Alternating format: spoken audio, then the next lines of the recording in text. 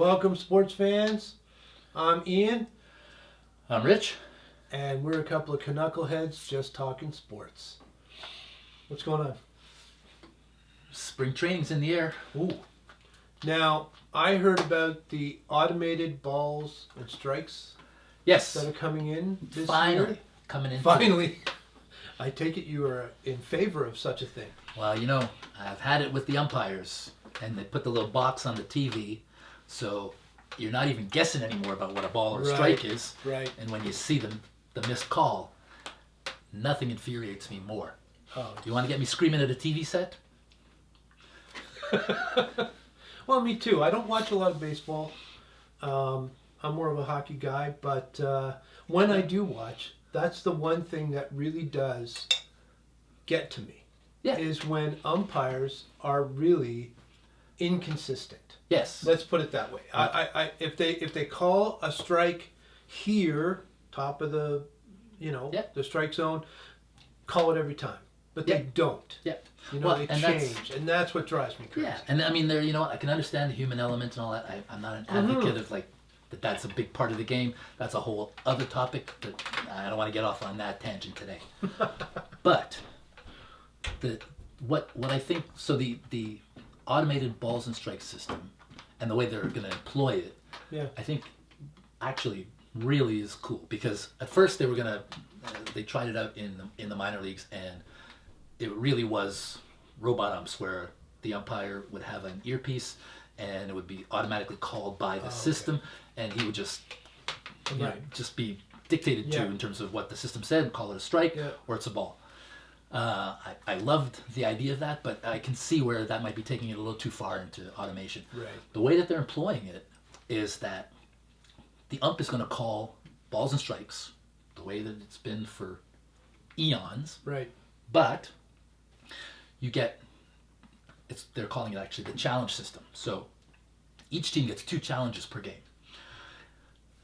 Only the pitcher, the hitter, or the catcher can request a challenge by tapping their head, Okay. right?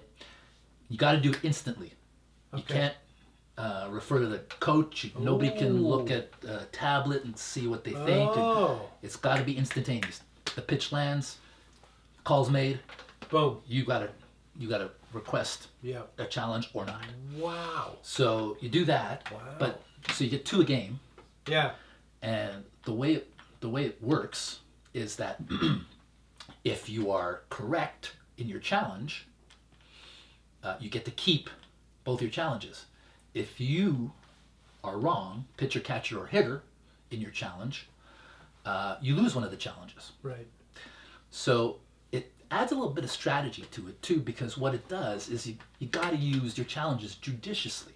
Right. You also got to really choose who you trust to make the challenge. So That's right. first thing, strategically, I bet you 30 out of 30 major league teams are telling pitchers, don't you dare ask for a challenge. Because I don't know how many, if you ask a pitcher if he's ever thrown a ball. You'd say no. Exactly. No, never. And the reality is too, they're coming off the mound, their head's moving, their arms moving, they're falling off to different sides. So by the time the pitch gets there, their perspective is askew, and they know where they want the pitch to go. The catcher's framed it, so he's trying to steal strikes, which is a whole other topic. Again, we have a lot of topics here we can talk about. That's right. But so it really boils down to, for the team in the field, the catcher will have the responsibility to determine whether a pitch is worth challenging or not. Right. And the hitter is the only other one of the 3 individuals who could challenge something. So you've got to really you've got to be dispassionate about it. You can't be, thinking that I got 2 strikes, I don't want to strike out. That was close. I'm gonna challenge it. Yeah. You got to know your strike zone better as a hitter, Absolutely. and you've got to really think about the context of the game. The time. Like if you don't want to waste your challenges or take risky challenges, flip a coin on whether to challenge it or not early in the game, and then you don't have any challenges at a crucial time where bases are loaded in the eighth, and it's a 3-2 count, and it's a close pitch. Wow. And you might want to use your challenge there or not. Yeah. The other thing that people think about in terms of how it would impact the game is that it would, it's gonna, besides for slowing things down, which I don't believe it will. See, I was just going to ask that. Don't you think it'll slow things down a little bit? Well, when you make that, you have to make the call instantly, whether you're going to challenge it or not. Yeah. And the systems, as they've, like last spring training, they had it tested in Major League Spring Training camp. Right. And it's really, literally within 30 seconds. Because once you challenge it, they put it up on the screen in center field. Yeah. And it's, you see the replay. Yeah. It makes the little square that we've been seeing for the last 5 years. That's right. It actually makes it useful, other than being frustrated about the fact that the ball's outside of it, but he called it a strike. And so if it's touching any part of the square, it's a strike. Right. If it's not, it's a ball. It's a ball. And that happens.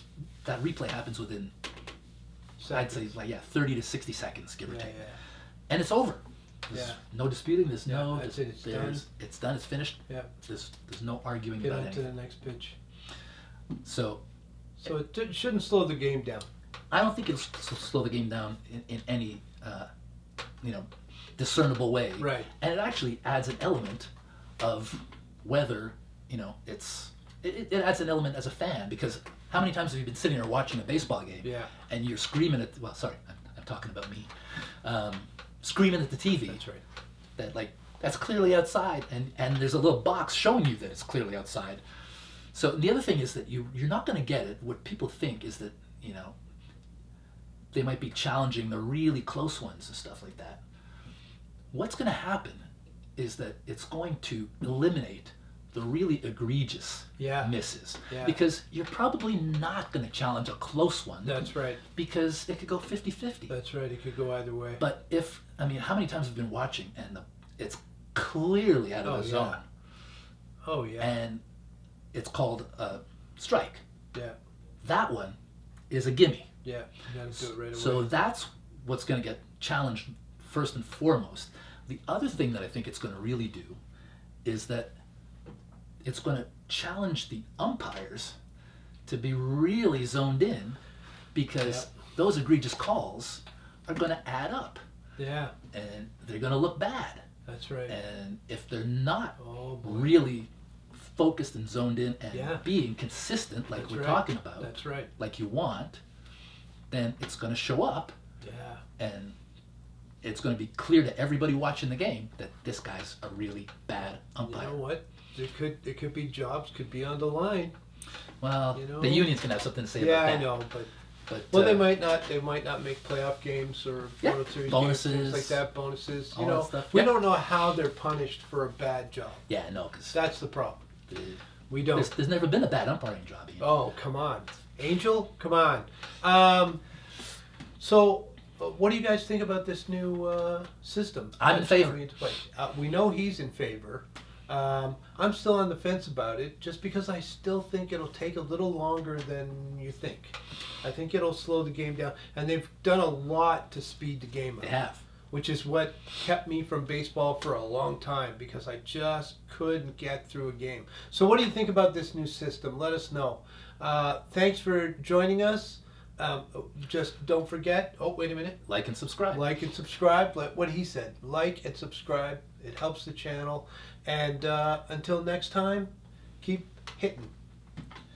Out of the park. You're out!